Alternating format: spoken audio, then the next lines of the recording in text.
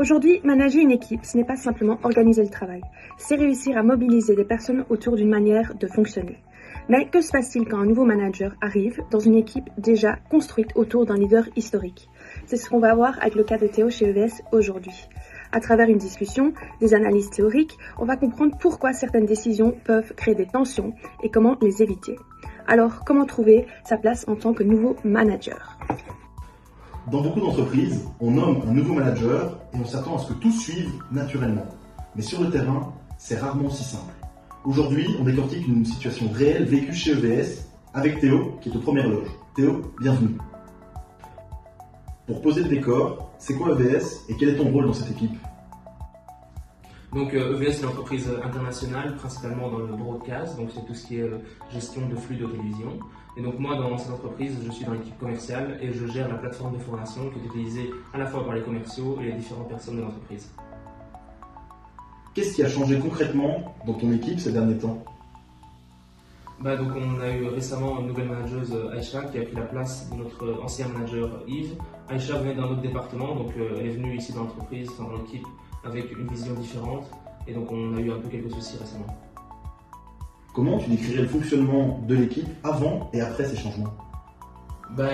Tout d'abord, c'est d'abord le changement avec la hiérarchie de Yves, qui était vraiment avec un management, on va dire, un peu à l'ancienne.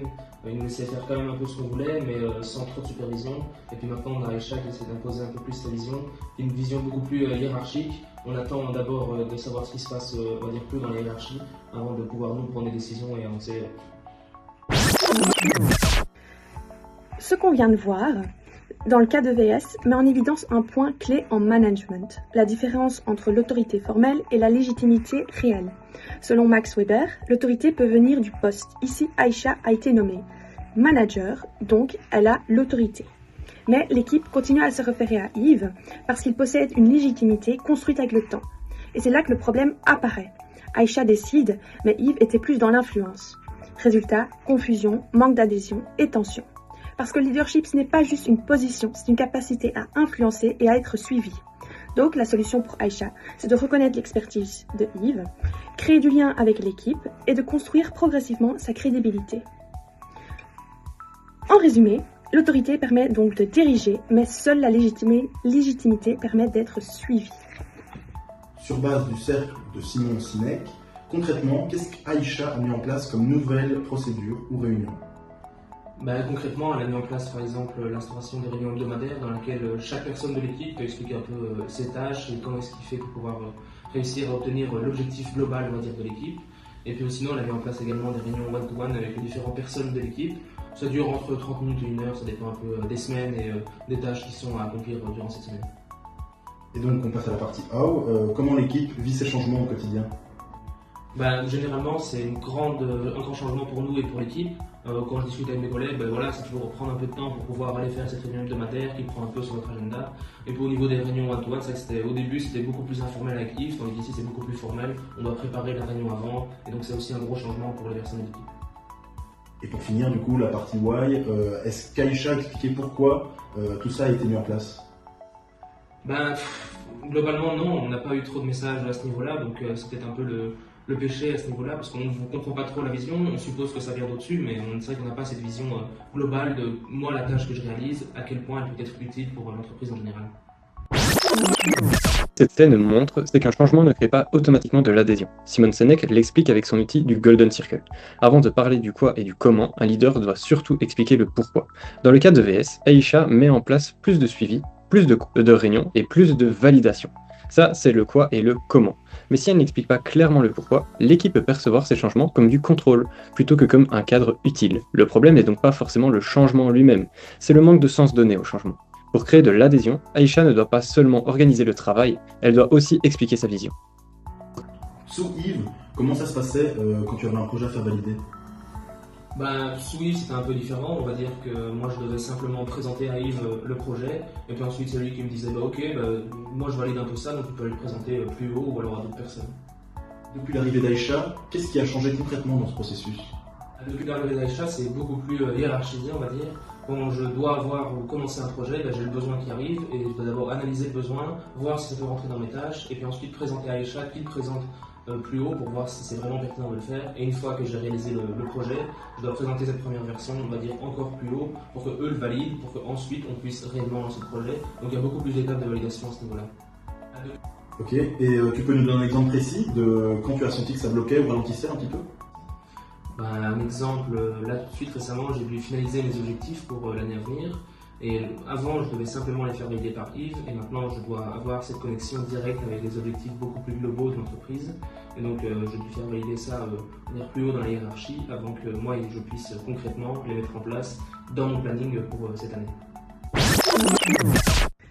Dans cette situation, on observe un phénomène très classique, la résistance au changement. Aïcha met en place plus de réunions, plus de suivi, avec l'intention d'améliorer l'organisation. Mais du point de vue de l'équipe, cela peut être perçu comme une perte d'autonomie et un manque de confiance. Et c'est essentiel, les réactions ne viennent pas du changement en lui-même, mais de la manière dont il est interprété. Donc même une bonne décision peut créer du rejet. Et pourquoi ça pose problème? Parce que le changement est imposé et pas expliqué. Un bon manager doit expliquer le pourquoi, impliquer l'équipe et écouter leurs réactions. Et surtout comprendre que la résistance est normale. Donc en résumé, un changement imposé crée de la résistance, alors qu'un changement compris crée de l'engagement. Si tu devais résumer le climat dans lequel l'équipe évolue aujourd'hui, qu'est-ce que tu dirais? Je dirais que le climat de l'équipe, il y a un peu plus de tension qu'avant. On va dire avec Yves c'était un peu plus détendu, il y avait moins de ces réunions, moins de ces pressions de devoir préparer ces réunions hebdomadaires et ces one-to-one. Mais sinon globalement je pense que tout le monde prend un peu ce changement à sa façon. Moi je le prends assez bien, il y en a d'autres qui le prennent un peu plus mal parce qu'ils voient qu'ils sont peut-être un peu moins considérés par Aïcha. Est-ce qu'Aïcha prend en compte ce que les membres de l'équipe ressentent ou elle reste focalisée exclusivement sur les résultats et les processus? À ce niveau-là, c'est peut-être un peu le péché, c'est-à-dire qu'elle a encore un peu de mal à peut-être prendre en compte vraiment les différentes positions de chacun, parce qu'on a chacun un peu une position différente à ce niveau-là.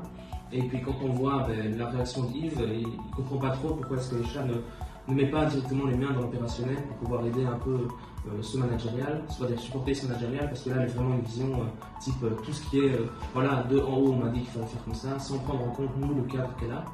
Et donc du coup ça nous met un peu la pression parce que c'est beaucoup une pression de temps et on va dire aussi de moyens. Et donc on essaie de combiner un peu ça. Mais voilà, c'est beaucoup plus difficile pour certaines personnes et pour d'autres je pense qu'on va devoir s'adapter. Mais je pense que Aïcha est sur une bonne lignée, il faut juste qu'elle prenne un peu plus compte de ce que nous on réalise réellement et de comment est-ce qu'elle peut joindre ça aux objectifs généraux de l'entreprise. Théo, merci beaucoup pour ton témoignage, c'était très enrichissant d'avoir un regard concret et honnête sur cette situation. Merci à vous. Un manque d'intelligence émotionnelle de la part d'Aïcha. Elle identifie les besoins organisationnels, mais pas encore les émotions de son équipe.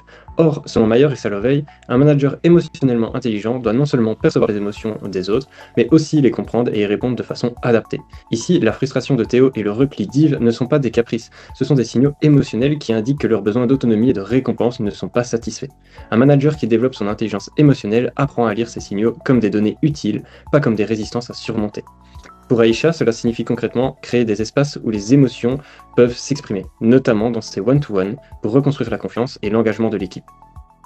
Manque de sécurité psychologique dans l'équipe. Selon Amy Edmondson, la sécurité psychologique, c'est le fait de pouvoir poser une question, exprimer un désaccord ou signaler un problème sans avoir peur d'être jugé ou mis à l'écart. Ici, Théo et Yves ont des choses importantes à dire, mais ils ne les expriment pas directement à Aïcha.